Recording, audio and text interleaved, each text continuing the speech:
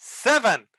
Okay, come with me to the chapter 2 or chapter 1. Let's go to see if we can actually find the candlesticks here.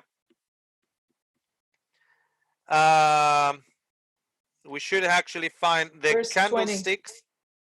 20. Verse 20. Okay. The mystery of the 7 stars which you saw in my right hand, and the 7 golden lampstands. So there are 7 golden lampstands. Okay. But that word is actually the same thing. It's candlesticks. It's the same word. When you actually look at search, it's actually the same word. So in Revelation 1, there's 7. But the ones that actually, but they're not 7. They are not 7 lampstands against the king of against the God of the earth. It's only 2. Now I want you to notice something. Out of each of the 7 churches, how many there is no rebuke against them? Yeah. Philadelphia. Well, first. Philadelphia, yes. Is it Philadelphia is 1, and what is the second one? Ephesus? I think so, no? Smyrna. Smyrna. Smyrna.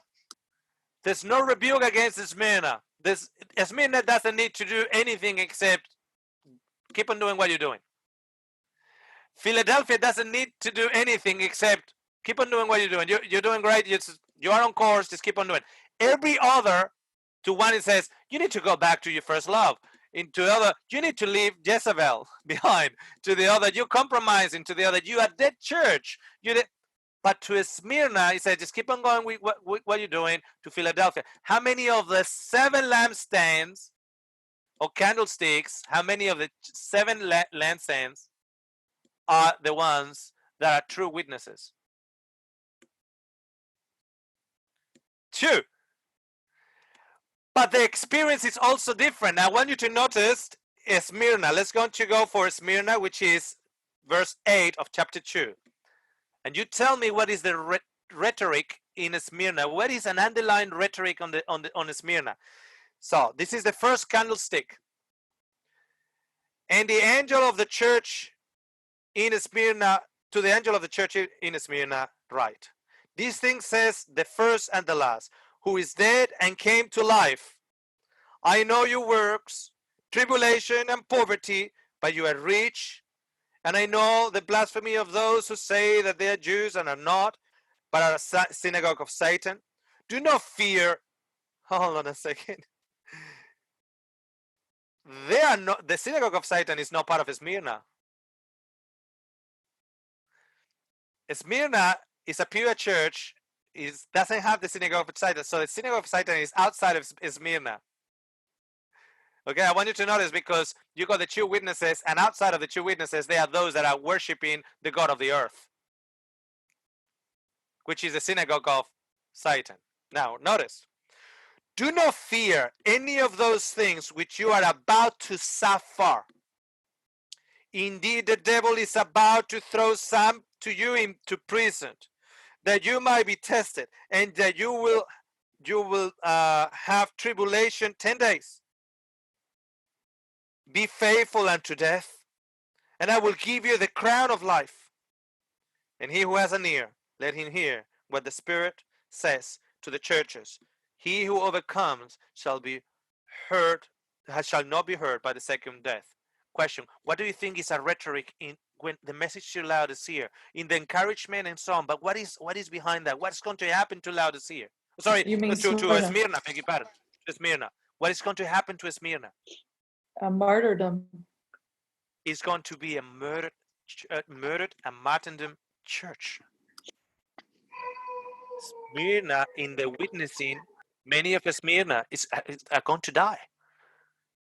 That's the rhetoric in Smyrna. Now, I want you to notice, let's go to the other second candlestick that there's no reproof into it, which is actually Philadelphia. So we go to Philadelphia, which is chapter 3, verse 7. Chapter 3 of Revelation, verse 7. In chapter 3, verse 7, we read this. And to the angel of the church of Philadelphia write, these things say, he who is holy, he who is true, he who has the key of David, he who opens and no one shuts, who shuts and no one opens. I know your works. See, I have set before you an open door, and no one can shut it. For you have a little strength, have kept my word, and have not denied my name. It's like you have little strength, have kept my word. Indeed, I will make those of the synagogue of Satan home. Look at that, which is not Philadelphia, who say they are Jews and are not, but lie. Indeed, I will make them come and worship before your feet, and to know that I have loved you, because you have kept my command to persevere. I also will keep you from the hour of trial which shall come upon the whole world to test those who dwell on the earth. Those that dwell on the earth, that will worship Satan and become the synagogue of Satan. Behold, I'm coming quickly. Hold fast with what you have, that no one might take your crown. Hold fast. He who overcomes, I will make him a pillar in the temple of my God, and he shall go out no more. I will write on him the name of my God, in the name of the city of my God, the new Jerusalem, which comes down out of heaven from my God, and I will write on him my new name. And he who has an ear, let him hear that what the Spirit says to the churches. Now listen, what is the overriding theme to Philadelphia? Is it death? You're going to die? What is it? You're going to pass through. You're going to be left with no strength, but you will push it to the end. Smyrna has a death theme on it. Philadelphia has a I will take you all the way through. Denise, you got a comment? Yes, that the patience. You have kept my patience, the word of my Yes. patience. I believe that's connected with Romans chapter 2, verse 7. To them who by patient continuance in well-doing seek for glory and honor and immortality, eternal life. I believe that's the agape love, that That's unconditional, right. that never changes. That's right. They're not patient by sitting down in a sofa and waiting. They're patient by doing the beautiful. That's why they call Philadelphia brotherly love. The church of the brotherly love. Now, let me just, on a side note here, I would like someone, maybe Paul, you can read for me First John chapter 5, verse 5. Because I want you to notice something before you read it. I want you to notice something here. The word overcoming. Bear in mind that the curse falls upon those that have worshipped the works of their hands. Their Christianity is works based. So what is overcoming?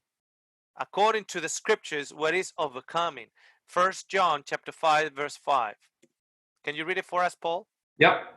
Who is he who overcomes the world, but he who believes that Jesus is the Son of God? There you go. You tell me what is by works on that statement. Belief. Nothing. No, nothing. Believe. By faith you shall be saved. Now the interesting thing is that we have made of the word overcoming many different things, but maybe we should have gone to the Bible and get the Bible define what overcoming is. And the Bible definition for overcoming is in First John chapter 5, verse 5. Who is he who overcomes? The one that believes. Not just in Jesus, because the demons believe in Jesus, but believes Jesus. It's a different thing. Not just believe in Jesus, the demons believe and tremble. Is believe Jesus. I am with you. But Lord, I'm in the dungeon. I am with you. Why? Because I said so. Lord, I've got nothing to eat. I have given you all things. Why? Because I said so. I have started a good work in you. I will complete it. I don't see it, Lord. Yeah, but I said so. By every word that proceeds from the mouth of God, that's that overcomes. It has nothing to do with works. It has to do with belief. They unleash the riches of heaven That's only happen by faith.